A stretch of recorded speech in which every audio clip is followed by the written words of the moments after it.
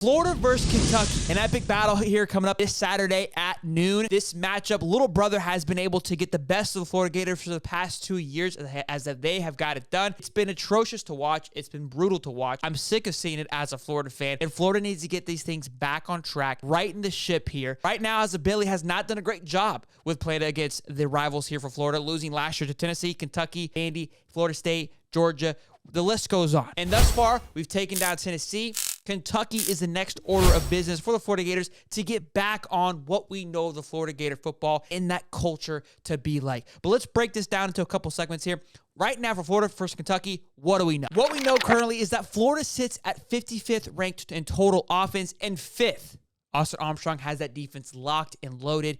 5th in total defense thus far. And Kentucky is sitting at 61 in total offense against lesser opponents than what Florida has gone against, and 20th in total defense. Again, speaking to a lesser opponent. Now, you could argue the fact that they've been kind of keeping things hush-hush, haven't really need to bring the full buck to the game. You could argue the same for Florida as they played against McNeese State and Charlotte. Keep in mind, Florida sits at 55, and they had an atrocious game offensively against Charlotte. So could that game be a little bit more or less? Absolutely. It also is very early, right? Only 4 games have been played against lesser opponents, so these numbers could be a little bit skewed. I think this game is going to really settle the fact is Florida a true top 10 defense. They've looked like it. They've got the twitch. That should be a top 10 defense. That offense, will it catapult itself? Has it been being held back by Billy Napier and the boys? Or what we've seen is what we're going to get, and we're going to have to figure out how to maneuver this way through and rely on the defense. A lot of questions are going to be answered against this Kentucky game. It's going to be a big matchup. And Devin Leary, a transfer from NC State,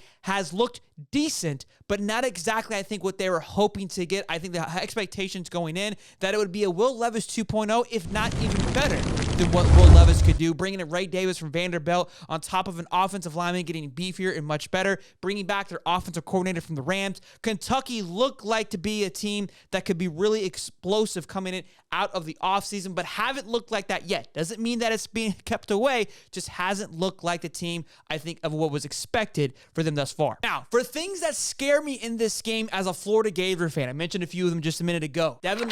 Devin Leary has the ability to pop off. Just 2 years ago, last year he had a pectoral injury, which kept him out for the rest of the season, only playing about 5 games. Year prior to that, threw for over 3,000 yards, over 65 completion rate. He looked really good. And again, last year, I think he was driving NC State to have a really good season. Had the injury at the Florida State game. That was kaput for NC State, and things fell off from there. But Devin Leary has the ability to really slice and dice you up, has a phenomenal arm. Go back and look at some of those throws against Vandy. He can make the long passes. He can drop it in there nice and easy. Somebody who's going to control the game. However, he has had a lot of turnovers, 9 touchdowns to 5 interceptions. He has made some mistakes, again, against lesser opponents. But if you look at the offensive line, he has had all day. Now, is this something that we'll be able to see? The blitzes that Armstrong's able to dial up, that D-line, are we going to be able to put pressure on Devin Leary and really see him get even more rattled? Well, they were able to do it against Joe Milton. That was a big success for Florida, is we got to Joe Milton quickly and rattled him very shortly. Now, second half, Joe Milton kind of started to find himself a little bit, but it was too late for Joe Milton and Tennessee to get back into it. I assume Florida will try to go with the same game plan, but here's another factor that scares me. Stoops. Been there for, seems like 1995 now. Been there for quite some time, I think 7 to 8 years, which I spoke last night's show, reminds me of what Utah is able to bring. Kyle Whittingham, somebody who has been there for a long time, has established a culture, has a bought-in culture from all of his players. They know when they go to Kentucky what to expect. You've got guys that have been there for a very long time. And again, the talent pool is starting to rise at Kentucky and Lexington. So that was what scares me, is although we rattled Josh Heupel and Joe Milton, Bob Stoops, I don't believe, is going to get that wave that easily. Again, he's been there for a very long time. He's established a great program. Kentucky is on the rise, whether we want to believe it or not, Florida fans.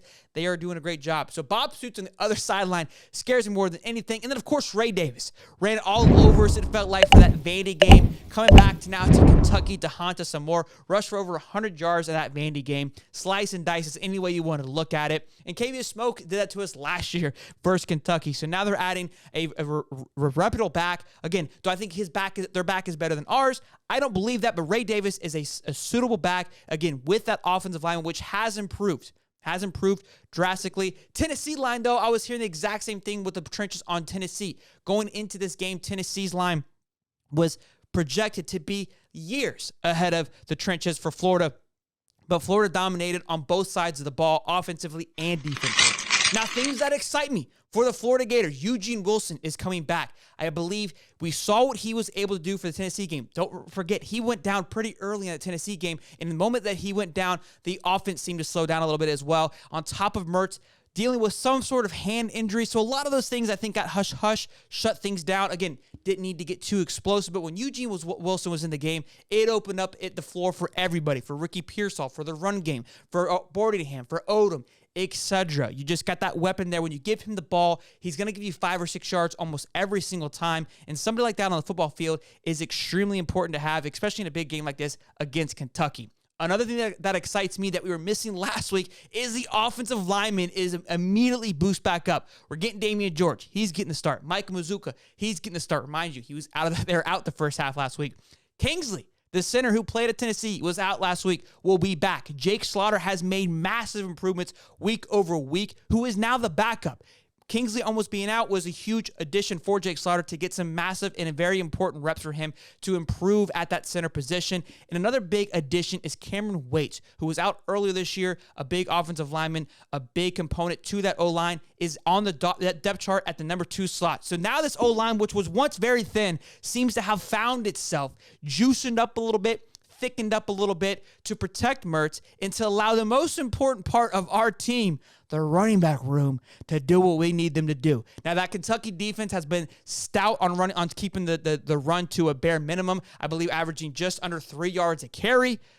Trevor Etienne is averaging about, 6 to 7 yards a carry. So who's going to get it done?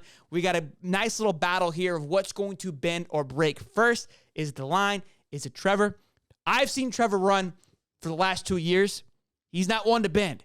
We're going to find out if it's the truth or if Kentucky could be the real deal and start to surge themselves in the SEC East. Lastly, what do we need to find out with this Kentucky-Florida game? As a Florida fan, Florida has had a lot of things they needed to check off. They needed to get a rival win. Check, against Tennessee. We needed to see control of the ball and not many turnovers. We haven't seen a lot of turnovers, not interceptions from Graham Mertz. Check. We wanted to see a more explosive defense. We wanted to get the 3rd and Visor. We wanted to get away from the 3rd and Grantham. I believe we have done that tenfold by being ranked top 5 currently with the defense. So check, check, check. We are moving in the right direction. A few things we haven't had checked off yet is the air raid attack. I don't think we're going to check that box anytime soon, but we want to see a healthy, progressive offense that is effective, that can execute in the red zone. That's number 1 that we want to see happen. And number 2, Florida has yet to do anything on the road. They're 8-9, I believe, on the road. They look atrocious when traveling. What is it that's different from home? The Swamp is an incredible place to play. It's easy to get fired up in the Swamp because the energy is electric. This team has to go into Kentucky, believe that they are the better team that should be there, that should go in, get it done, come back home, and let's head into Jacksonville. I'm skipping 2 games. I'm skipping South Carolina. I'm skipping Vandy. All of those games are going to be very respectable and hard-fought games, especially that South Carolina game. But this is where our head needs to be. Georgia, and where it's been for years, is that Georgia game should be the deciding factor for the Florida Gators. And that doesn't mean you sleep on this game. That means that you are so focused, so laser focused, that you go in here and you dominate this game against the Wildcats. The Wildcats should not be at the same level as you. You are a more elite team. You've got more talent on your football team, and you've got to believe that Billy Napier is leading you in the right direction. Lastly, can Billy Napier adapt? Something we talk about on the show quite often on our live shows on Wednesday, live at 8:35. Make sure you guys tune in.